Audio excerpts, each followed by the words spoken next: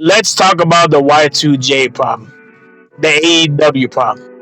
Let's talk about Chris Jericho. And when I reject a bitch, I make that bitch hysterical. There's defense mode switching to attack mode in. It all started with the Stephen P. New, the Jim Cornette slash CM Punk lawyer, coming out and saying things about NDAs in a handbook, and Chris Jericho coming out, oh, I never signed one. And then him saying, oh, it's in your employee handbook, Stephen A. New, the lawyer. Chris Jericho fighting back. I don't want to hear it's any handbook, and I never signed an NDA in my life, and blah, blah, blah, blah. And of course, that led to the whole Kylie Ray situation, or someone brought up, I forgot who, it was I think a friend of Kylie's that said, well, yeah, you never signed one, but the certain time I signed one because of you. And all of a sudden, he shut the fuck up finally. Because him opening his mouth in that drunken Christmas-esque freaking morning, or Christmas night of last year, is what led to the can of worms about the whole Kylie Ray incident. Apparently, Chris Jericho has an open marriage, which is basically an excuse for him to cheat on his wife and fuck bitches, with permission, which is hilarious. I guess he truly is a rock star in every sense of the word. And then that led to the whole backlash that we have now. First of all, Chris Jericho was already getting repetitive and long in the tooth as it was. The reason why Chris Jericho's magic worked in WWE is that he kept leaving and coming.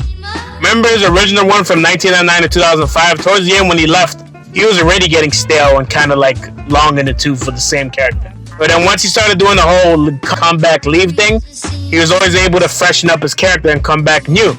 Because every time Chris Jericho came back, it was something new and something fresh. First he came back in a suit, which is his best run of his whole career, when he was in a suit talking all, professional and shit.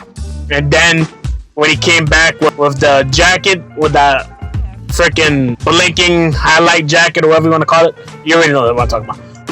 He came back with the blinking jacket, then he came back, fighting CM Punk, mentioning his, drunken family past, and then came back again. He would just keep it, and then he came back with the whole List of Jericho thing with Kevin Owens, which is like some of the other best work of his career.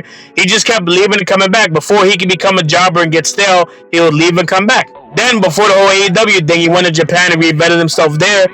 And so like it was like the perfect formula to stay fresh. Just keep leaving and coming back. And start off a new character and and rinse and repeat. But then once he got to AEW and he stayed there and you see him every week, then he, at first when he got started in AEW and became the first AEW champion, since he was pretty much the biggest name the company had, he was fine or whatever as champion, loud champion and all that stuff. It was cool. But then ever since he started this whole he has had 3 factions so far in the 5 years he's been there. And then he kind of went the Cody Rhodes route. Now that Cody Rhodes isn't there, and he went the Cody Rhodes route. Every time there's he feuds with somebody, loses, then he has to get his win back, and then he do a third match, and then rinse, repeat off to the next thing. It would have hurt Chris Jericho to just take some time off. I don't know, go do your Fozzy thing or some shit, and then come back. But you're getting repetitive now. You can only reinvent yourself so much. Even Undertaker, Undertaker's injuries would let him to stop. He kept getting injured. But he had an everlasting character that could last decades and still be fresh.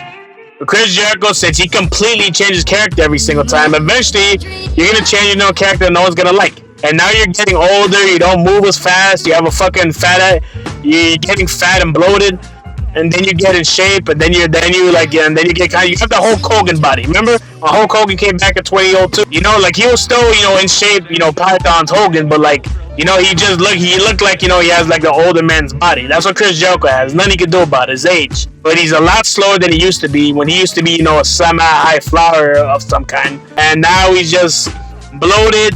His characters aren't as fresh and no more. He overstays his welcome. He's always in these samey kind of feuds. He has all these stupid ass groups, the Appreciation Society, and I forgot the other names of his other fucking groups. Now he's the Learning Tree. What the fuck is a Learning Tree anyway?